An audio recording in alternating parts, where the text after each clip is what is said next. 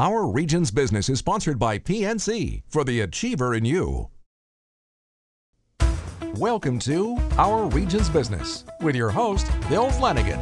Today on Our Region's Business, our focus is on investment in the future of our region. We'll find out how one of the world's largest law firms is investing time to improve the prospects for startup businesses in Pittsburgh's Hill District. Plus, we'll tally up the billions of dollars that have been attracted to Pittsburgh's revitalized riverfronts over the past 15 years. But first, a new effort to address a big issue that keeps employers from investing all across our region, a shortage of larger shovel-ready business sites. The issue emerged a number of years ago during the Power of 32, a regional visioning initiative. And on behalf of all 32 counties in 4 states that were involved, the Allegheny Conference on Community Development spearheaded efforts to assemble a site prep fund to provide so-called dirt financing. That's the infrastructure that must go into the ground before the buildings can go up. Well, the fund's now up and running, and it's already made its first investment in a site in West Virginia. Dennis Yablonsky is chairman of the board of managers of the Power of 32 Site Development Fund. He's also chief executive officer of the Allegheny Conference, which co-produces this program.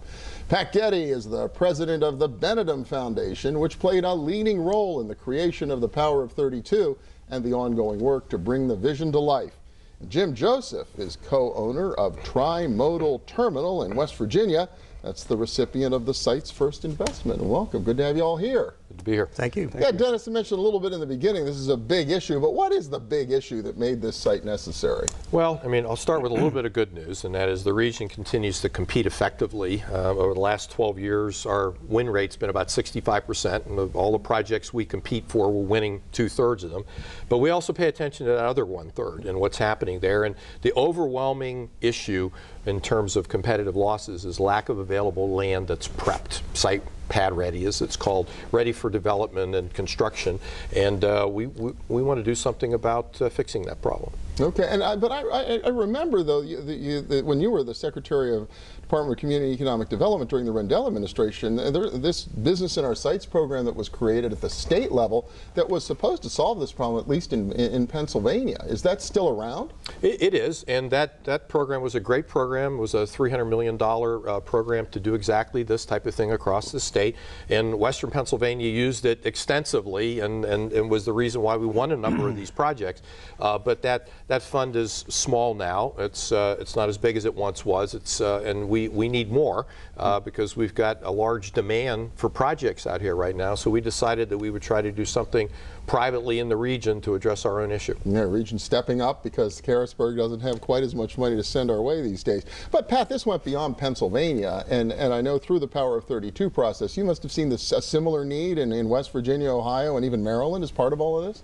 Yeah, I think all the economic developers from all 4 states said that they're having trouble recruiting for the kinds of businesses that really can have regional hiring and economic impact. And a lot of this pertains to the shale opportunity, the shared challenges and opportunities that the region has, obviously has led to demand for sites like these, and the fact that the region needs to have large sites that can attract the kind of large companies that can have broad economic impact across state lines was a reason this fund really got put together. Okay, and Jim, I wonder from the perspective of a developer, what's this kind of financing really mean to a company like yours?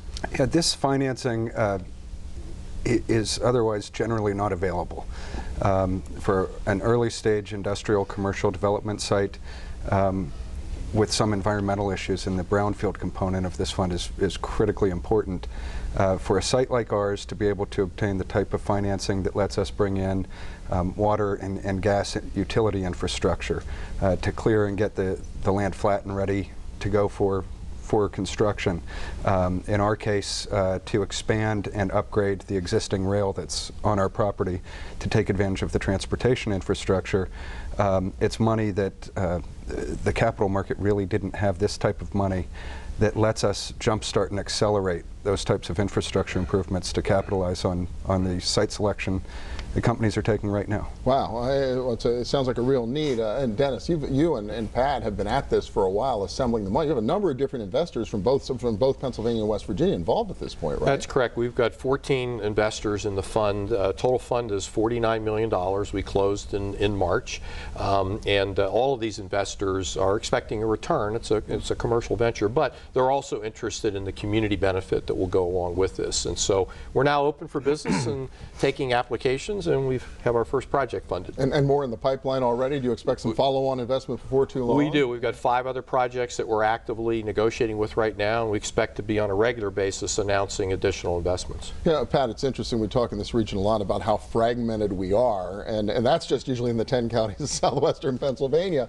I mean, this is pretty ambitious, I would think, to try to jump across state lines and put something like this together. Why do you think this was the right time for everything to fall into place?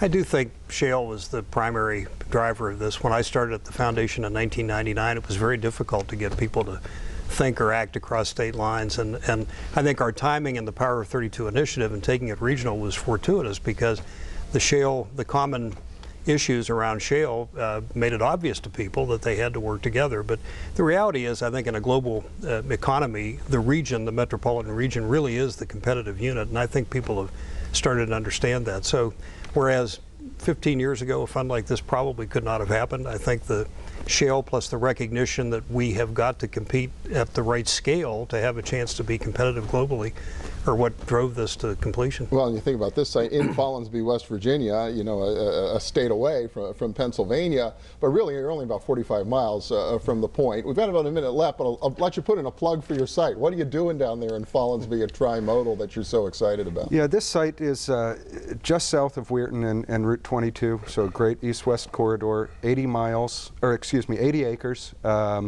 We have about 4+ miles of rail on site, a barge permit, so we have all the transportation access, and we're looking to bring businesses in that require those transportation assets and leverage those into job creation and economic development. And if we do that, then we've succeeded as business folks as well. And Dennis, only a few seconds, but clearly this is just the kind of opportunity you're hoping to. Perfect example of the kind of project that we were hoping to fill the final gap in funding and get it over the top and get it moving. Wow, congratulations to everybody. It's the Power of 32 Site Development Fund. Good luck with the project in Follinsby. Thank you very much. Yeah, appreciate it.